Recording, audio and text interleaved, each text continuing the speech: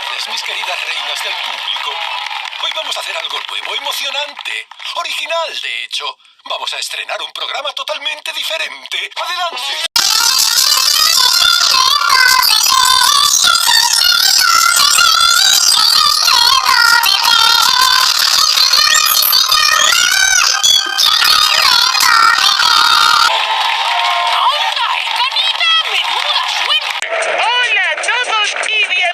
Somos Mamá Canita y su feliz bebé Sandy.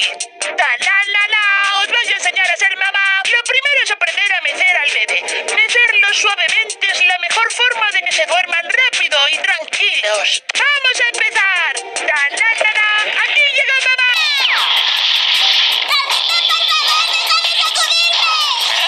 Aquí algo no va bien.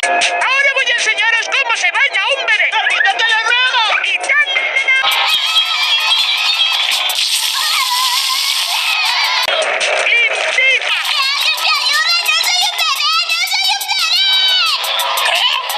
¿Hay aquí dentro de ese bebé sandía?